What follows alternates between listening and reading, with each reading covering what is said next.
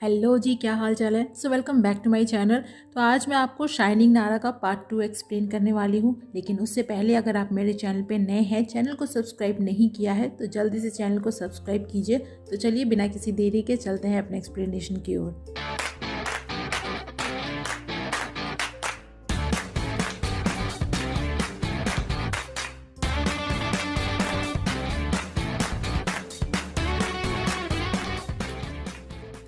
Part 2 की शुरुआत वहीं से होती है जब डेहान नारा को पहचान लेता है और बोलता है कि उसने उसे उसके स्कूल में देखा है और नारा गलती से उसे उसके नाम से बुलाती है। पर इससे पहले कि उसे उस पर कोई और शक हो, वो चागोंग को अपने साथ लेकर वहां से चली जाती है। पर डाउट तो डेहान को तब भी होता है।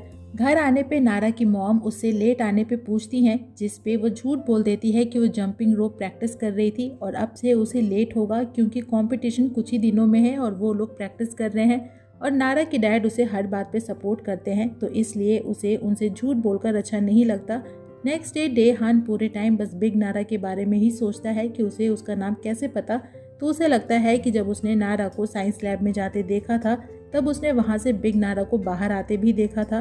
तो हो सकता है कि नारा ने बिग नारा से उसके बारे में बात की हो क्योंकि वो उसे लाइक करती है। नेक्स्ट सीन में नारा फिर से बिग नारा बन के एजेंसी आती है, जहां ट्रेनर उसे डांटती है पहले ही दिन बिना किसी को बताए गायब होने के लिए। और जब उसे पता चलता है कि नारा चागोंग को जानती है तो उसे उससे दूर रहने को बोलती है क्योंकि वो भी उसका क्रश है। बहन, कितने क्रश है तुम्हारे। प्रैक्टिस के बाद जब नारा जाने लगती है तो उसे एक लड़का मिलता है जिसका नाम चेहो है, जो चागोंग के साथ बैंड में है। और नारा को लगता है कि वो चागोंग का दोस्त है तो उसे उसके साथ अच्छे से बिहेव करना चाहिए। तो इसलिए उसके साथ बाहर कॉफ़ी पे आती है, जहाँ चेहो उसके लिए क्लॉ मशीन से टॉय निकाल कर उसे देता है, जो पाकर नारा खुश होती है। पर तभी वहाँ पे चागोंग आता है, जो दोनों को एक साथ देखकर बिल्कुल खुश नहीं था। और जब चेहो पूछता है कि क्या वो दोनों एक दूसरे को डेट कर रहे हैं तो नारा सीधा मना करती है ताकि उसे और चागोंग को लेकर कोई रूमर्स ना फैले। पर चागोंग को ये अच्छा नहीं लगता। ऊपर से चेहो उससे पूछता है कि क्या वो नारा को डेट कर सकता है, जिसपे चागोंग और जेलस होता है और चेहो से बोलता है कि वो नारा के साथ मजाक ना करे। तो चेहो बोलता है कि भले ही वो अभी नारा को डेट नहीं कर सकता, पर हो सकता है कि डेब्यू के बाद वो नारा को सीरियसली डेट करने लग जाए। अब नारा ऐसा तो बिल्कुल नहीं चाहती थी और ना ही वो चेहो पे चिल्ला ही सकती थी, क्योंकि उसके अकॉर्डिंग वो चागोंग का फ्रेंड है। पर चागोंग उसके कुछ ना बोलने और बार बार उसे दोस्त बुलाने पे खुश नहीं होता और वहाँ से चला जाता है। उसके बाद लिटिल नारा उदास होकर घर जा रही थी क्योंकि उसे लगता है कि चागोंग उससे नाराज हो गया है। वहीं डेहान अलग रास्ते में नारा के आने का वेट कर रहा था और उसे प्रपोज करने की प्रैक्टिस भी कर रहा था, क्योंकि उसे लगता है कि नारा उसे लाइक करती है पर शर्म के मारे उसे पहले प्रपोज नहीं कर रही, तो वो ही एज अ मैन सामने से उसे प्रपोज कर देगा। और जब नारा आती है तो पहले तो दोनों में बहस होती है कि वो कहाँ रह गई थी, लेट क्यों हो गई, वगैरह वगैरह। और नारा इरिटेट होकर जाने लगती है, लेकिन तभी अचानक से वहीं गिर जाती है और उसके पैरों में चोट आ जाती है। तो डेहान उसे बैंडेज लगाता है और नारा को उसका ये नेचर अच्छा लगता है। पर जाने से पहले डेहान उससे पूछता है कि क्या वो उसे लाइक करती है, जिस पे नारा उसे पागल बोलकर वहाँ से चली जाती है। और डेहान सोचता है शर्मा गई, पर तभी उसे याद आता है कि ये उसने क्या कर दिया। उसे प्रपोज करना था पर उसने तो उल्टा उसे सवाल पूछ लिया। एकदम हाफ माइंड है। घर वापस आकर नारा फिर से चागोंग के बारे में सोचती है कि वो उससे नाराज है, पर तभी उसे चागोंग की मैसेज आती है जो उसे कल मिलने बुलाता है। तो नारा खुश हो जाती है। पर नेक्स्ट डे उससे चागोंग की जगह चेहो मिलने आता है, जिसने छुपकर चागोंग के फोन से उसे मैसेज किया था और बोलता है कि वो चागोंग से ज्यादा पॉपुलर है तो उसे डेट करना चाहिए।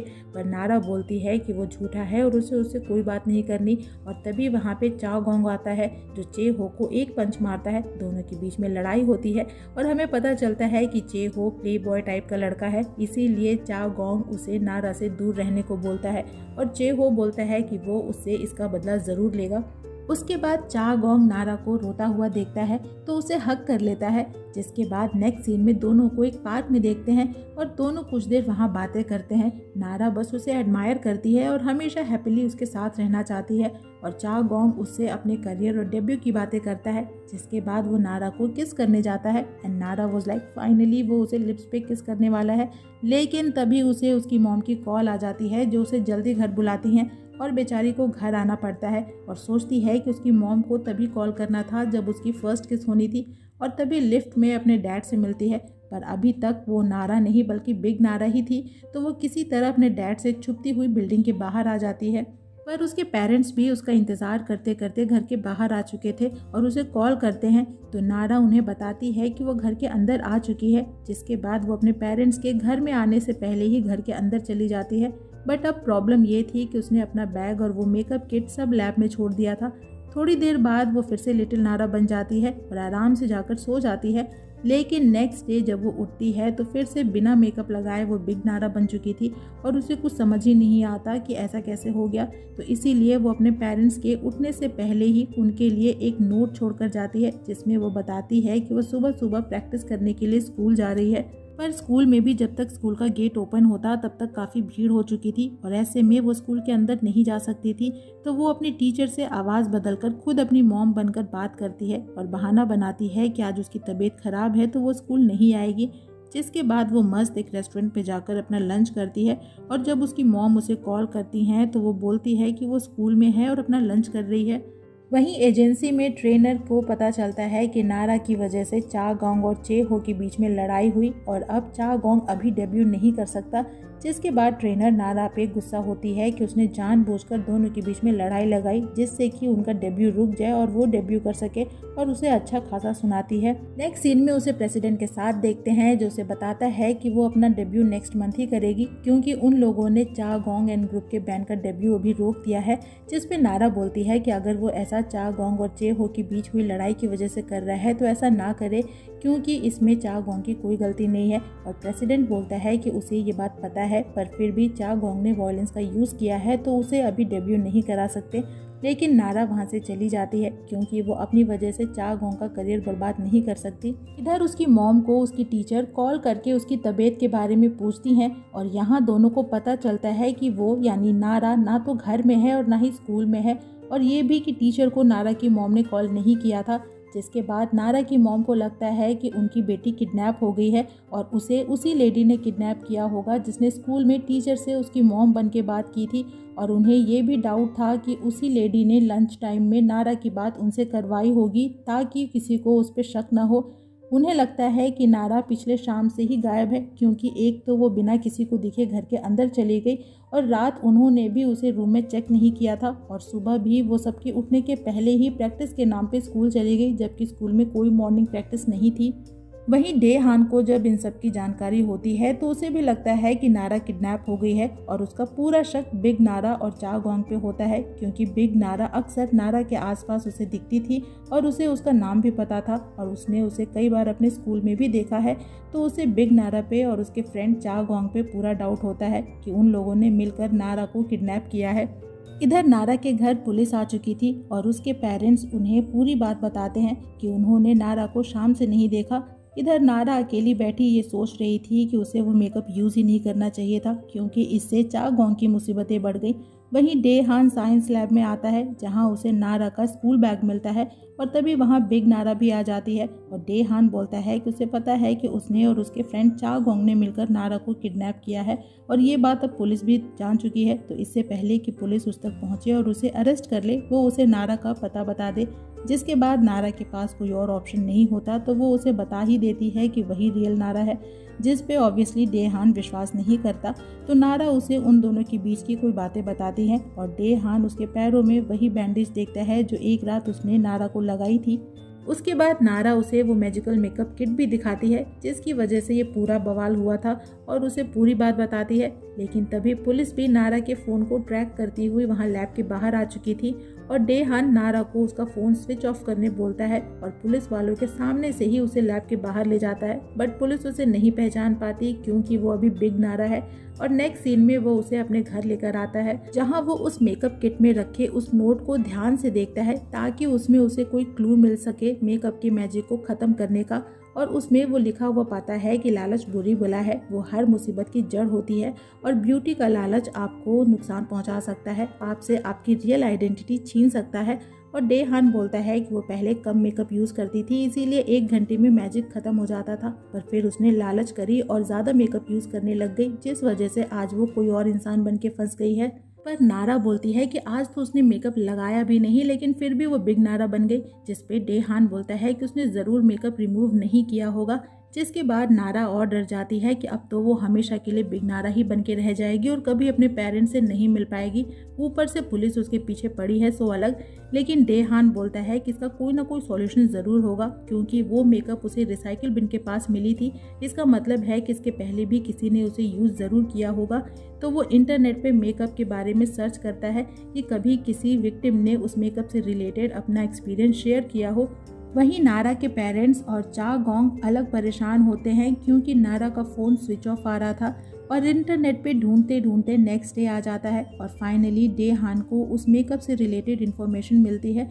उस मेकअप को एमडी कर्स बोलते हैं और उससे रिलेटेड इंटरनेट पे बहुत सारे रूमर्स हैं। एक स्टोरी है कि 1987 में यूएस में एक एम नाम की टॉप मॉडल हुआ करती थी जो बेहद खूबसूरत थी, लेकिन एक दिन उसे एक छोटी बच्ची मोनिका के किडनैपिंग के इल्ज़ाम में अरेस्ट कर लेते हैं, जो 6 महीनों से गायब थी। और तलाशी में पुलिस को एम के पर्स से मोनिका की बिलोंगिंग्स मिलते हैं और कुछ ऐसे आई विटनेस भी मिलते हैं जिन्होंने एम को कई बार मोनिका के आसपास देखा था, जिस पे एम पुलिस को बताती है कि वही रियल मोनिका है और उसे मेकअप के बारे में भी बताती है। पर पुलिस उस पर विश्वास नहीं करती और उसे लाइफ टाइम जेल में डाल देती है।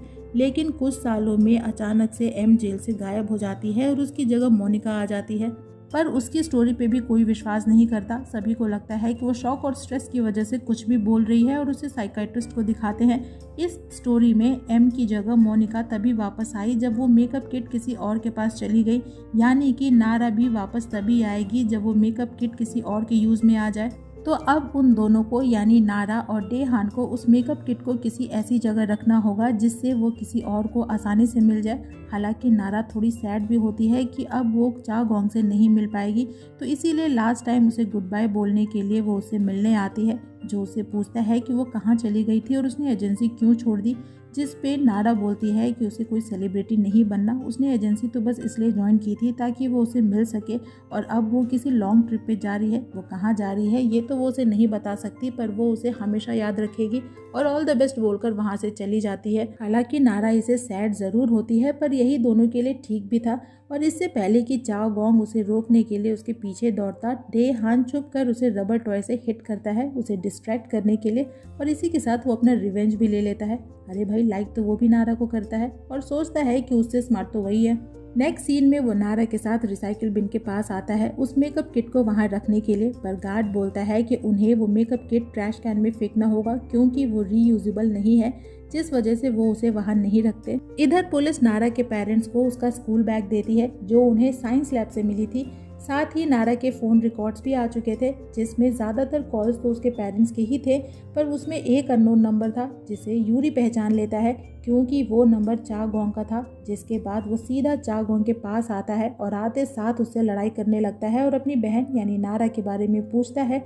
उसे लगता है कि चा गोंग अब प्ले बॉय बन चुका है जो उसकी बहन की फीलिंग्स के साथ खेल रहा है, पर चा गोंग बोलता है कि भाई पागल हो गया है क्या, मुझे क्या पता थारी बहन कहाँ है। और दोनों आपस में लड़ते भी नहीं है, बस पटका पटकी करते हैं।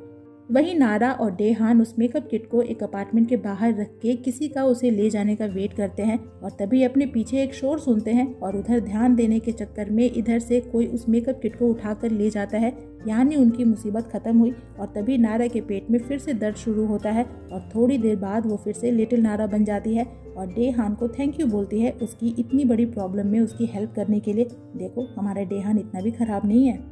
इधर यूरी और चा गोंग की आपस में उठापटक चालू ही थी और तभी यूरी को उसकी मॉम कॉल करके बताती हैं कि नारा वापस आ चुकी है, जिसके बाद वो चा गोंग से सॉरी बोलता है उस पर डाउट करने के लिए।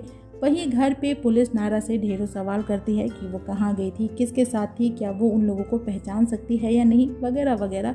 और नारा चूंकि उन्हें मेकअप के बारे में नहीं बता सकती थी तो उसके पास हर सवाल का एक ही जवाब था, रोना।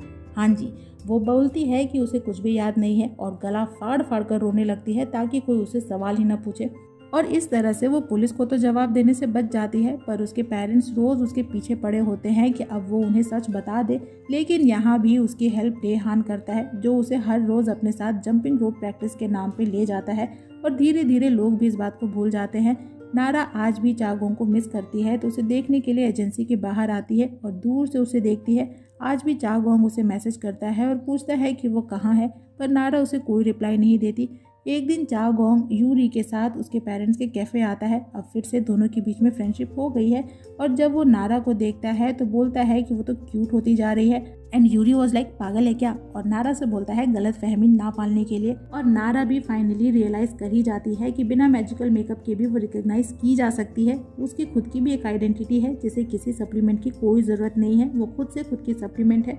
और एक फ्लैशबैक दिखाते हैं कि वो मैजिकल मेकअप किट अपार्टमेंट के बाहर से ट्रेनर ने उठा लिया था, जिसका यूज़ करके वो एक यंग गर्ल बनती है और सीधा आती है एजेंसी में अपना ऑडिशन देने के लिए, ताकि वो अपना डेब्यू का सपना पूरा कर सके। और इसी के साथ ये ड्रामा यहीं पे खत्म हो जाता है। तो इसी के साथ इस ड्रामा की एक्सप्लेनेशन यहीं पे होती है खत्म। आपको एक्सप्लेनेशन कैसी लगी कमेंट सेक्शन में जरूर बताइएगा। वीडियो अच्छी लगे तो वीडियो को लाइक कीजिएगा, फ्रेंड्स के साथ शेयर कीजिएगा और मुझे इनकरेज करने के लिए मेरे चैनल को जरूर सब्सक्राइब कीजिएगा।